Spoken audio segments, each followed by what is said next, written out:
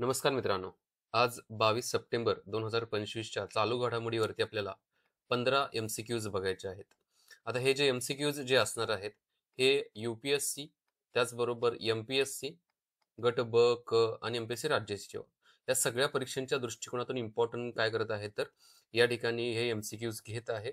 So ज्या concept न्यूजपेपरला वगैरे येत आहेत ना, त्या वाचून त्याच्यातून जे काही मुद्दे निघत आहेत त्याच्यावरती प्रश्न तयार केले जात आहेत. सो व्हिडिओ शेवटपर्यंत बघा आणि जास्तीत जास्त तुमच्या मित्रांच्या बरोबर शेअर करा जेणेकरून त्यांनाही याचा काय होईल तर फायदा होईल. ठीक आहे. चला तर आपण चालू करूया. आता आणखी एक महत्वाचं की या MCQ ची जी PDF आहे ही educate to India group mobile app आहे. खाली लिंक डिस्क्रिप्शन बॉक्स मध्ये देईल. तर त्याच्यावरती तुम्हाला फ्री मटेरियल मधून ह्या PDF जे आहेत ना तुम्हाला भेटून जातील बघा. आता पहिला प्रश्न काय देण्यात आलेला बघा. इरिडोगोरिया किंवा इरिडो जॉर्जिया असं पण म्हणण्यात आलेलं आहे. चेवबाका. आता ही जी काही नवीन प्रवाळ प्रजाती जी सापडलेली आहे ना, हे कुठे शोधण्यात आलं असं म्हणण्यात आलेलं आहे. म्हणजेच इरिडो जॉर्जिया चेवाबाका ही नवीन प्रवाळ प्रजाती कोठे शोधण्यात आली? प्रश्न असा विचारण्यात आलेला आहे. हा प्रश्न कशाला धरून येऊ शकतो? एक म्हणजे एन्व्हायरमेंटला धरून येऊ शकतो. त्याचबरोबर सायन्स संदर्भात येऊ शकतो. सायन्स अँड टेक्नॉलॉजीच्या अंतर्गत येऊ शकतो. आता पर्याय काय देण्यात आलेले बघा. हिंदी महासागर, पश्चिम उष्णकटिबंधीय पॅसिफिक महासागर, तिसरा पर्याय जो आहे तो अटलांटिक महासागर आणि आर्टिक महासागर. आता ही जी काही इरिडो जॉर्जिया ही नवीन प्रवाळ प्रजाती जी आहे ना ही कुठे सापडलेली आहे तर पश्चिम उष्णकटिबंधीय पॅसिफिक महासागरामध्ये सापडलेली आहे बघा. ओके. तुम्ही असंही करा व्हिडिओ बघताना मी जेव्हा प्रश्न वाचेल पर्याय वाचेल त्याच्यानंतर व्हिडिओ पॉज करा आणि त्याच्यानंतर तुम्ही स्वतः प्रश्नाचं उत्तर देण्याचा प्रयत्न करा आणि सगळ्यात महत्वाचं नोट बुक मध्ये लिहून काढा. नोट्स याच्या काढा. ओके. मी तुम्हाला PDF देतच आहे पण नोट्स काढणं पण काय तर तितकंच गरजेचं आहे बघा. त्याच्यानंतरचा नेक्स्ट क्वेश्चन काय देण्यात आलेला आहे त्याच्या अगोदर थोडं एक्सप्लेनेशन बघू बघा. आता इरिडो जॉर्जिया जी आहे याच्या बाबतीमध्ये काय सांगितलेलं आहे की हे खोल समुद्रातील प्रवाळ पश्चिम उष्णकटिबंधीय पॅसिफिक महासागरात आढळते. पहिला मुद्दा. या प्रवाळाच्या फांद्या स्टार वॉर्स मधील चेवाबाका पात्रासारख्या केसाळ असल्यामुळे त्यांना हे नाव देण्यात आलेलं आहे बघा. ओके. आता ही जी प्रजाती आहे 2006 मध्ये मोलुकाई किनाऱ्याजवळ तर 2016 मध्ये मरियाना ट्रेंच या जवळ काय होती तर सापडलेली होती. ठीक आहे. इम्पॉर्टंट आहे कुठे सापडलेली होती त्याचबरोबर ह्याला हे नाव का देण्यात आलं. स्टार वॉर्स मधील जो काही चेवा बाका जे पात्र आहे त्याच्या आधारावरती हे नाव देण्यात आलेलं आहे. ठीक आहे. नेक्स्ट क्वेश्चन काय देण्यात आलेलं बघा. नेक्स्ट क्वेश्चन जो आहे तो प्रवाळाच्या संदर्भात देण्यात आलेला आहे. क्वेश्चन मध्ये काय म्हटलेलं आहे की प्रवाळ याला कोरल पण म्हटलं जातं बघा. कोणत्या संघात मोडते? आता हा सायन्स संदर्भात प्रश्न जात आहे बघा. Science related. ओके. काय होते बघा. कोरल कोणत्या संघात संघ म्हणजे काय म्हणलं फायलम म्हटलं जातं बघा. पर्यायामध्ये मोलुस्का, आर्थोफोडा, नंतर सिनिडारिया किंवा सिनिडारिया पण म्हणू शकतो आपण. ओके. त्याच्यानंतर डी जो आहे तो चिनोडर्मॅटा. आता हे जे थोडी नावं आहेत ना थोडी डेंजर नावं आहेत पण आपल्याला लक्षात ठेवावेच लागतील. पर्याय नाही कारण अशा गोष्टी परीक्षेला विचारल्या जातात बघा. आता जे काही ह्याचे म्हणजे फायलम्स करण्यात आलेले आहेत ना त्या फायलम्स मधील हे वेगवेगळे काय आहे तर कॅटेगरीज डिवाइड करण्यात आलेले आहेत. आता याच्यामध्ये जर बघितलं प्रवाळ हे कशामध्ये मोडत आहे तर सिनिडारिया याच्यामध्ये मोडत आहे बघा. ओके. प्रोनाऊन्सिएशन तुम्ही तुमच्या पद्धतीने करू शकता. ऍट द एंड लक्षात राहणं खूप इम्पॉर्टंट आहे बघा. आता याच्या संदर्भात काय एक्सप्लेनेशन देण्यात आलेलं आहे तर एक्सप्लेनेशन मध्ये काय म्हटलेलं बघा. एक मिनिट मी तुम्हाला पूर्ण वाचून दाखवतो एक्सप्लेनेशन मध्ये. एक म्हणजे सिनिडारिया जे आहे हे याचं उत्तर आहे. हे प्रवाळ सागरी प्राणी असून ते सिनिडारिया संघामध्ये काय करते ते मोडते. ते पाण्यात स्थिर राहून शैवालाशी सहजीवी म्हणजे त्याला आपण काय म्हणतो सिम्बॉसिस करून पोषण काय करत असते ते मिळवत असते बघा. प्रत्येक प्रवाळ हजारो लहान पॉलिप्स पासून काय केलेलं असतं बनलेले असतं बघा. छोटे छोटे अशा प्रकारचे हे दिसतात बघा आपल्याला धाक्या टाईप मध्ये दिसतात ना तर त्याच्यापासून हे बनलेले असतात. ठीक आहे. हा सेकंड क्वेश्चन झाला. थर्ड क्वेश्चन आपण बघूया. तिसऱ्या नंबरचा प्रश्न काय देण्यात आलेला आहे. तिसऱ्या नंबरचा क्वेश्चन जो आहे तो IPRS T3.0 च्या संदर्भात आहे. खूप इम्पॉर्टंट आहे. डिस्कशन मध्ये आहे आता करंटला. सो आपल्याला त्याच्या संदर्भात माहिती असणं गरजेचं आहे. काय आहे बघा. Industrial park rating system IPRS 3.0 कोणत्या भारतीय संस्थेने विकसित केलेली आहे? काय आहे आपण ते बघू. पण पहिल्यांदा कोणत्या भारतीय संस्थेने विकसित केलेलं आहे? एक नीती आयोगाने केलेलं आहे का? नाहीये. उद्योग आणि अंतर्गत व्यापार प्रोत्साहन विभाग येस DPIIT यांच्या माध्यमातून तयार केलेलं आहे. रिझर्व्ह बँक ऑफ इंडियाचा काही संबंध येत नाहीये आणि सेबीचा पण काही संबंध येत नाहीये. या दोन संस्था ज्या आहेत RBI काय करते बँकिंग याच्यावरती रेग्युलेशन ठेवत असते आणि सेबी जे आहे ते शेअर मार्केट संदर्भातले जे काही NSE BSE वगैरे असते तर त्याच्यावरती रूल्स रेग्युलेशन करण्याचं काम या सेबीचं राहतं बघा. ठीक आहे. नीती आयोग काय तर जे ऑफिस आहे नीती आयोगाच्या माध्यमातून जे वेगवेगळ्या प्रकारचे जे काही हे केल्या जातात स्कीम्स असतील, त्याचबरोबर काही उद्दिष्ट वगैरे असतील ना, तर त्याचं प्लॅनिंग नीती आयोगाच्या माध्यमातून केलं जातं. अगोदर प्लॅनिंग कमिशन करत होतं, आता नीती आयोग करत आहे. ओके. आता याचं उत्तर आपण बी बी आहे असं बघितलं. उद्योग आणि अंतर्गत व्यापार प्रोत्साहन विभाग या संदर्भात काय सांगण्यात आलेलं आहे, एक्झॅक्टली डिटेल्स काय आहेत बघा. IPRS 3.0 हे DPIIT ने आशियाई विकास बँकेच्या मदतीने विकसित केलेलं आहे बघा.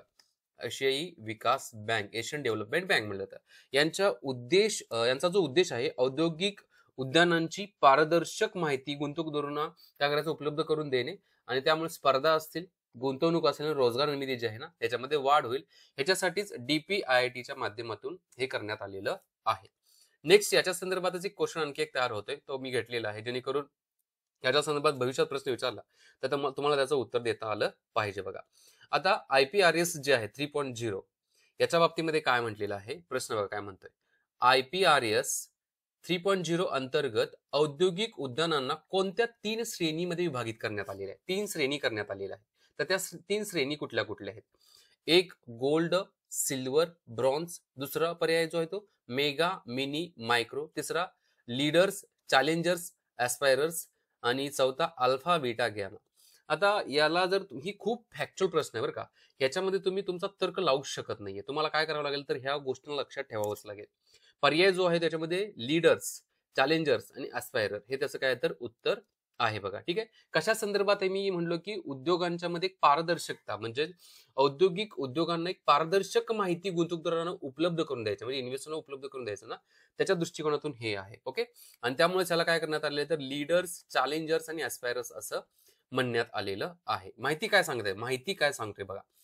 IPRS 3.0 मध्ये उद्योगांची कामगिरी मोजून त्यांना लीडर्स म्हटलं गेलंय, चॅलेंजर्स म्हटलं गेलेलं आहे आणि ऍस्पायरर म्हटलं गेलेलं आहे. या 3 श्रेणीमध्ये विभागले जाईल. यामुळे राज्यांना आपले सर्वोत्तम औद्योगिक प्रकल्प त्याचबरोबर प्रकल्प दाखवण्याचीही काय मिळेल तर संधी उपलब्ध होईल बघा. तसेच सुधारणा आवश्यक असलेल्या क्षेत्रांचीही काय करता येईल तर इथे ओळख करता येईल. ठीक आहे. म्हणजे हे इम्पॉर्टंट आहे. त्याच्यानंतरचा नेक्स्ट क्वेश्चन जो आहे तो हा एक टायगर रिझर्व जो आहे तो चर्चेत आहे. सो चर्चेत असेल तर आपल्याला याच्याविषयी माहिती असणं काय तर गरजेचं आहे. अचानक मार म्हणजे एकत्र अचानक येऊन मार खाणे हा व्याघ्र प्रकल्प जो आहे, वाघ अचानक अटॅक करतो आणि अचानक मार खातो. कोण मनुष्य किंवा कोणी प्राणी. तर अचानक मार व्याघ्र प्रकल्प कोणत्या राज्यात आहे बघा. बी फॅक्च्युअल क्वेश्चन्स. मध्य प्रदेश, छत्तीसगड, महाराष्ट्र, ओडिसा. तर उत्तर आहे छत्तीसगड या राज्यामध्ये अचानक मार हा काय तर व्याघ्र प्रकल्प आहे बघा. त्याच्या बाबतीमध्येच काय सांगण्यात आलेलं आहे की अचानक मार व्याघ्र प्रकल्प छत्तीसगड राज्यातील बिलासपूर जिल्ह्यामध्ये आहे. कुठं? बिलासपूर जिल्ह्यामध्ये. तो कान्हा आणि बांधवगड व्याघ्र प्रकल्पाशी जोडणाऱ्या व्याघ्र कॉरिडॉरचा काय तर एक महत्वाचा भाग आहे. 2009 मध्ये त्याला व्याघ्र प्रकल्पाचा काय करण्यात आले तर दर्जा देण्यात आलेला. कधी? 2009 रोजी याला व्याघ्र प्रकल्पाचा दर्जा देण्यात आलेला आहे. ठीक आहे. नेक्स्ट क्वेश्चन काय बघा. अचानक मारच्या बाबतीमध्येच आहे. काय प्रश्न देण्यात आलेला आहे. अचानक मार व्याघ्र प्रकल्पातून कोणती नदी वाहते. आता याच्यामध्ये पर्याय आहेत महानदी, इंद्रावती नदी, मानियारी नदी, हसदेव नदी. तर याचं जर तुम्ही बघितलं छत्तीसगड मधल्या नद्यांच्या बाबतीमध्ये तर मानियार नदी जी आहे, मानियारी नदी, तर ही काय तर अचानक मार व्याघ्र प्रकल्पामधून वाहते. म्हणजेच या अभयारण्यामधून काय करत असते तर ही नदी प्रवाहित होत आहे बघा. ओके. आता या नदीच्या बाबतीमध्ये काय बघा. मानियारी नदी अचानक मार व्याघ्र प्रकल्पामधून काय करत असते जंगलातून वाहते. ही नदी तेथील जैवविविधतेसाठी जीवनवाहिनी मानली जाते. कारण तिथून जात असेल तर तिथे वन्यजीव असतील, आदिवासी समूह जे आहे ना याच्यावरतीच अवलंबून असतो बघ. ओके. नेक्स्ट क्वेश्चन काय देण्यात आलेलं आहे. नेक्स्ट क्वेश्चन जो आहे तो रेड नेक्ड फॅलारोफ. आता हे काय राहतं की IUCN ची एक लिस्ट असते बघा. म्हणजे जे प्राणी वगैरे असतील, वनस्पती असतील तर त्यांना एका कॅटेगरीज मध्ये डिवाइड केलेलं आहे. जसं की जसं इथं देण्यात आले पर्याय जे आहेत ना तशा आधारावरती.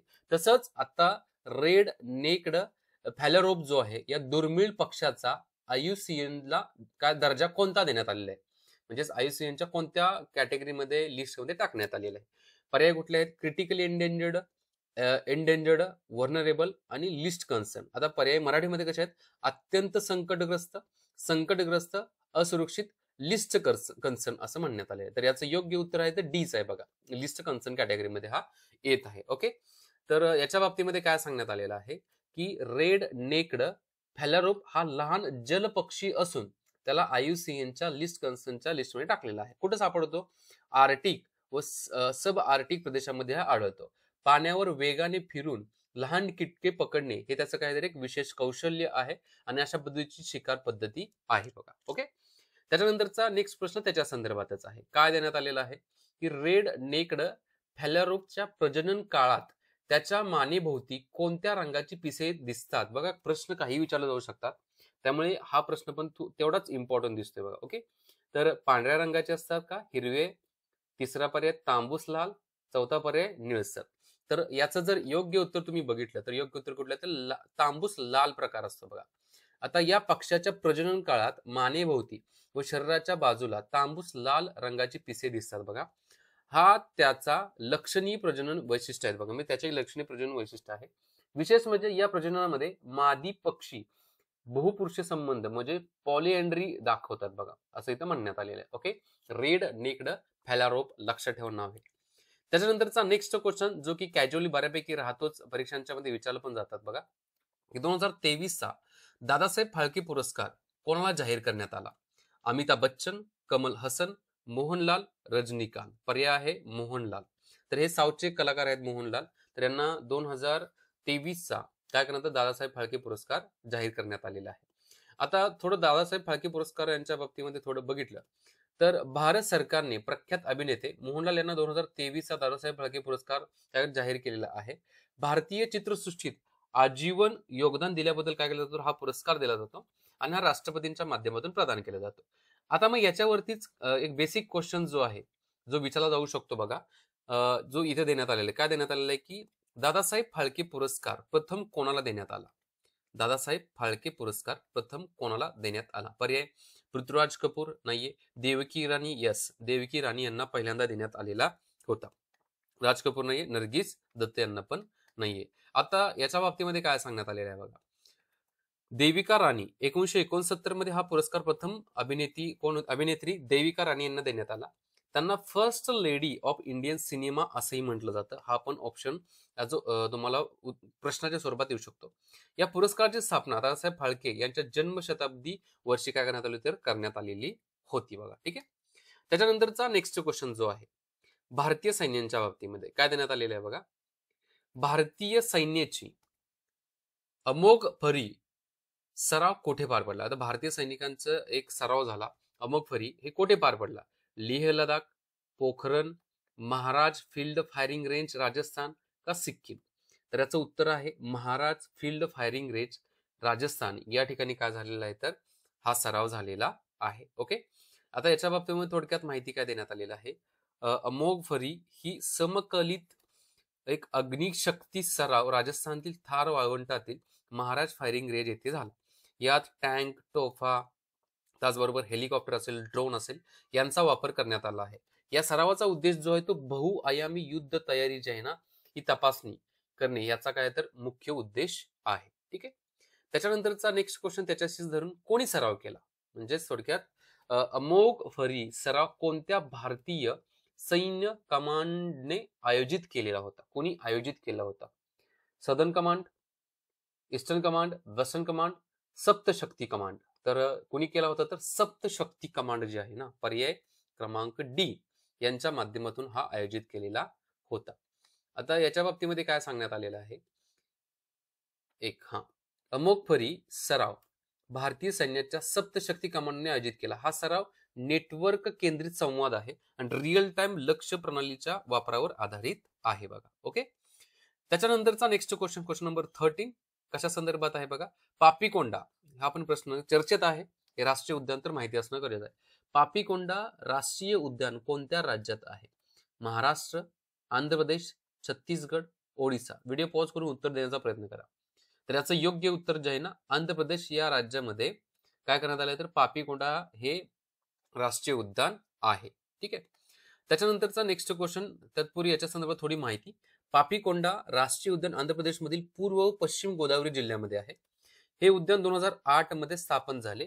बर्ड लाईफ इंटरनॅशनलने जैवविविधता क्षेत्र म्हणून काय करण्यात आलं त्याला घोषित करण्यात आलेला. हा पण प्रश्न तयार होऊ शकतो. ओके. 2008 ला हे घोषित करण्यात आलेलं आहे, म्हणजे थोडक्यात त्याची स्थापना करण्यात आलेली आहे.